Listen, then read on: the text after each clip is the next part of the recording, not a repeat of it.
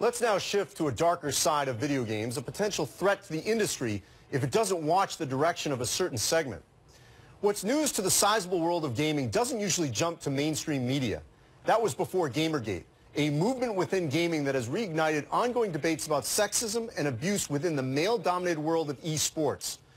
Gamergate started, supporters say, as a way to expose two cozy relationships between gaming journalists and the industry. But when some supporters use social media to anonymously threaten some female journalists with rape and murder, forcing one to leave her home and more than one to cancel speaking engagements, it became something else. Still, some supporters say they're fighting political correctness in the form of calls for more diversity and criticism that some games are demeaning to women. TJ Quinn sat down with two women involved in gaming who say the abuse is something they have come to expect. We want to warn you, there are some graphic images in this report. That's it! I've had it with your lip! Don't! Wouldn't. That's enough. The images in games like these are graphic, violent, and for many women, all too common. The world of gaming is dominated by men, and for some women, clips like these are just an extension of an atmosphere that can be hostile in the flesh and blood world as well. I personally have had graphic sexual threats of rape given to me as harassment on the internet. Lushi's auto attack range is 500.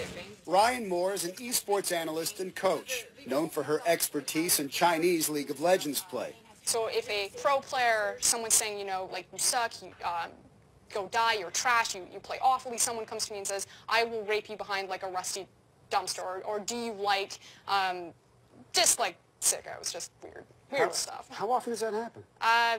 Fairly often, but this is my passion. This is what I want to go for. There's no backup plan, so I'm not going to back off or stop doing what I want because some 13-year-old on the internet got a hold of a keyboard. That's, oh, he said something mean about me. I guess I just go home. I mean, this will die down. It'll have its run of publicity. It'll start back up in a couple of years. It's the community itself has to make the stretch to change. I think that it does bring some valid issues as far as just sexism and kind of hatred and toxicity in the community. Where's your respect? Moore and others say Gamergate is only one issue in a larger problem of violent gaming images involving women. Physical abuse is common, and in some games, players have the option of either stopping a rape or watching it happen. Help! Someone!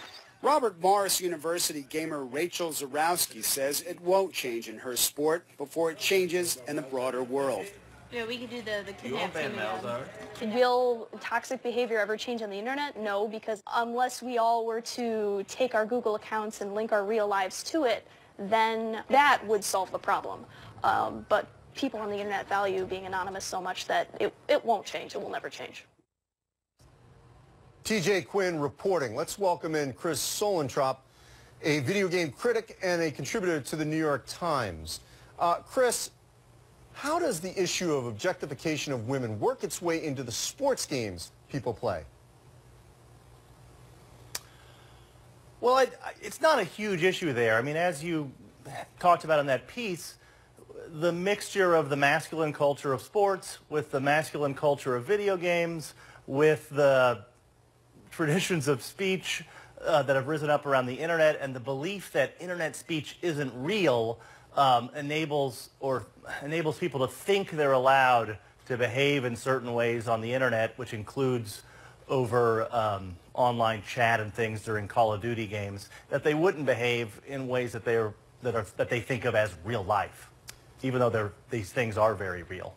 How would this Gamergate movement affect the trend that we discussed at the top of the show of seeking potential scholarships for gamers at the university level?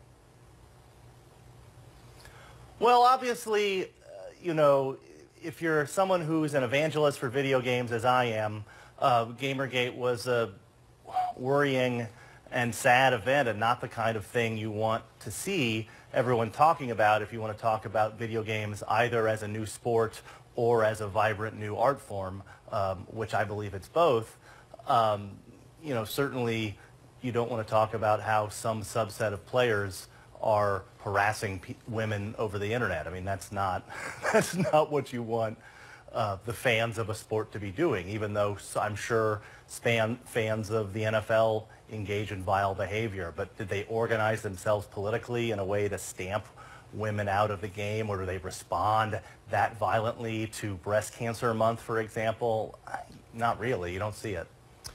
Well, Chris, we appreciate you adding to the discussion on this topic. Thank you. Thank you. All right, as always, you can continue the conversation on our Facebook page. You can follow us on Twitter at OTL on ESPN. Follow me on Twitter at ESPN Andy Katz. And you can listen to the show weekday mornings at 8:30 Eastern Time on Sirius XM, Channel 84.